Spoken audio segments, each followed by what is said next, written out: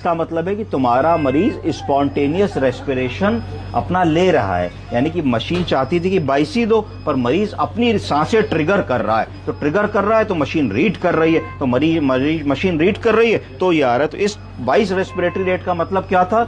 इसका मतलब यह था कि कम से कम 22 सांसें मरीज को मिले ही मिले।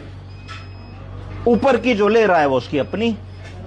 अब अगर तुम ऊपर की भी सांस चाहती हो कि ना ले, तो वेंटिलेटर में तुम वो भी कर सकती हो कि हर सांस जो वेंटिलेटर ट्रिगर कर रहा है मरीज, उसको तुम उसकी थ्रेशोल्ड बढ़ा सकती हो, उसको कहते हो ट्रिगर सेंसिटिविटी बढ़ा दोगी। तो यानी कि अगर मरीज छोटी छोटी सांसें ले रहा है 10 तो तुम्हें उतनी नहीं चाहिए, तुम कहती हो वही सांस वेंटिलेटर गिनो जो कम से कम इतनी गहरी हो, तो तुमने ट्रिगर बढ़ा दिया। जब जैसी ट्रिगर सेंसिटिविटी बढ़ाओगी तो रेस्पिरेटरी रेट तुम्हारा कम हो जाएगा, क्योंकि छोटी सांसों को वेंटिलेटर रीड नहीं करेगा, एक्नॉलेज नहीं करेगा।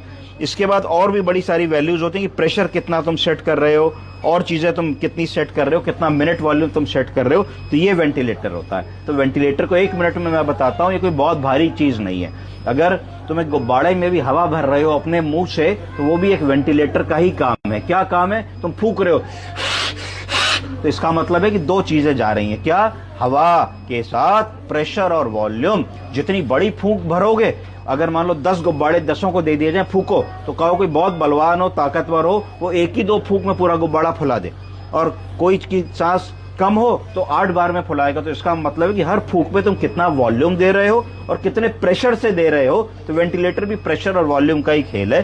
तो इस पे हम लोग हर चीज में कितनी हवा अंदर देनी है, कितने प्रेशर से देनी है, कितने वॉल्यूम से देनी है, कितना ऑक्सीजन कंसंट्रेशन उसमें रखना है, ये वेंटिलेटर मशीन है जो आर्टिफिशियली सांस देती है। अगर हम इस हालत में नहीं है कि अपनी सांस लेके अपना ऑक्सीजन के लेवल को मेंटेन कर सके, तो हम वेंटिलेटर मशीन की सहायता लेते हैं, और सहायता लेकर के मरीज को जब तक ठीक नहीं कर पा रहे हैं तब तक उसकी जान को बचाने के लिए ऑक्सीजन देते हैं। क्यों महत्वपूर्ण है? अगर ऑक्सीजन नहीं दोगी तो मरीज डीसैचुरेट हो जाएगा।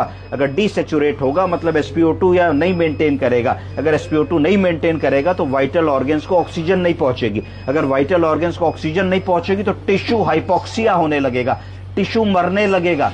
5 वाइटल ऑर्गन्स जो तुम्हारी heart, liver, lung, kidney, brain, सब में ऑक्सीजन का अभाव होगा। मायोकार्डियल टिश्यू में दिक्कत होने लगेगी, बीपी ड्रॉप करने लगेगा, किडनी में परफ्यूजन गड़बड़ होने लगेगा, लंग्स में परफ्यूजन गड़बड़ होने लगेगा, ब्रेन में ऑक्सीजन कम पहुंचेगी तो मरीज बीमार हो जाएगा। इसलिए तुम्हारा काम ये होता है इंटेंसिव केयर यूनिट में कि तुम मरीज को किसी भी तरीके से वाइटल्स को स्टेबल अवस्था में मेंटेन करो, जब तक कि तुम्हारी टीम, तुम्हारे डॉक्टर्स की टीम, तुम्हारे स्पेशलिस्ट की टीम किसी कंक्लूजन तक नहीं पहुंचती कि ऐसा क्यों हो रहा है और निश्चित तौर पे क्या